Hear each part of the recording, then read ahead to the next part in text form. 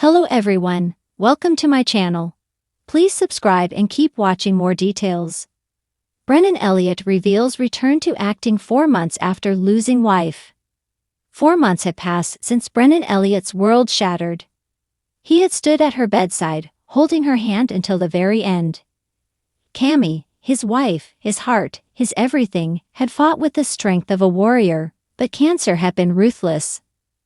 After years of remission, the illness returned with a vengeance that no prayer, no hope, no treatment could stop. On that rainy March evening, the love of his life took her last breath in a room filled with silence and sorrow. Now in the quiet of July, Brennan was stepping onto a film set for the first time since her passing. The morning air was still, almost sacred, as he pulled into the studio lot. His coffee remained untouched in the cup holder. His hands trembled slightly on the steering wheel. He'd had done this 1,000 times before, trailers, cameras, scripts. But today it felt different. Today, it felt like betrayal. Because Cammie should have been there. She had always been the first to read his scripts, the one who waited up for him after long days, the one who told him he was more than just another Hallmark heartthrob. She saw the artist in him when others only saw the smile. And now, without her, Brennan didn't recognize the man in the mirror anymore. He sat in the car for several minutes, watching extras file past, the hum of production life all around him. It felt distant. Like watching someone else's movie. His phone buzzed in the center console. A message from his daughter. "You've got this, Dad. Mom would be so proud." The words brought a sting to his eyes. After Cammie's passing, Brennan had stepped away from everything, work, social media, events. He disappeared into grief, a shadow moving through the days. He focused only on his children, their pain, their healing. Every room in the house carried Cammie's memory.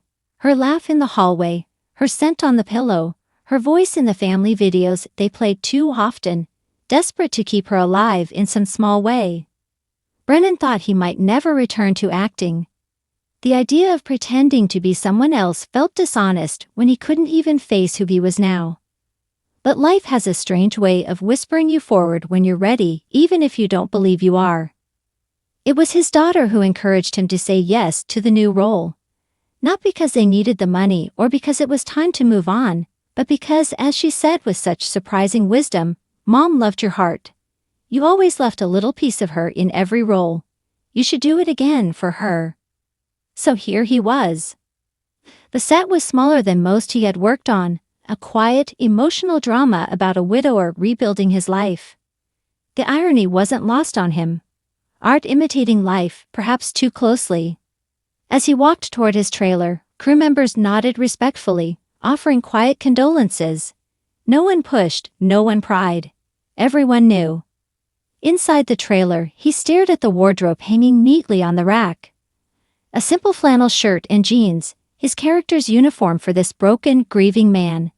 He could almost hear Cammie teasing him gently. "Are you sure you're not just playing yourself this time?" He chuckled softly through the lump in his throat. The director, a longtime friend, knocked and entered with a gentle smile. "You sure you're okay to do this, Bren?" Brennan nodded slowly.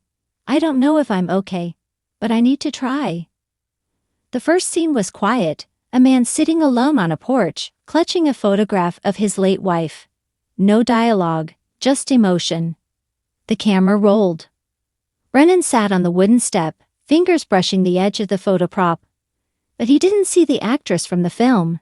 He saw Cammie, her bright eyes, the way she tucked her hair behind her ear, her laugh echoing in the summer air. Tears began to stream down his face, not rehearsed, not forced. Real, raw, undeniable grief. The director let the camera roll longer than scripted. No one moved, no one spoke. The crew stood frozen, many wiping away their own tears. It was no longer just a performance. It was a man cracking open his heart in front of the world.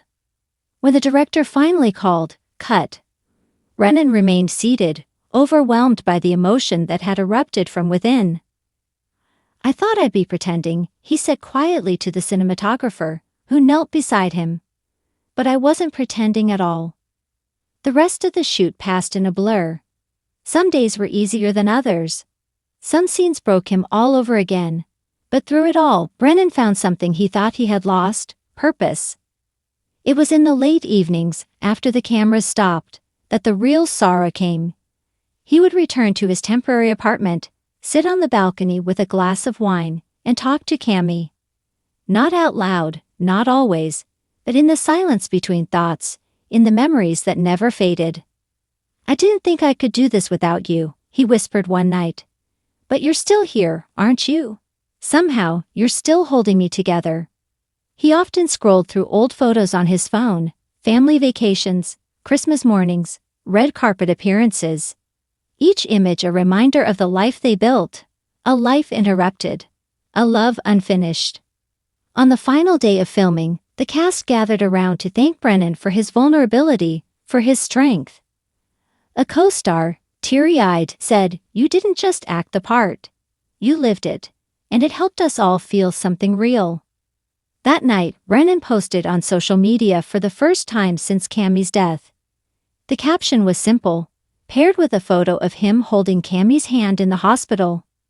"4 months ago, I lost the love of my life. Today, I found a piece of her in my art again. Coming back wasn't easy.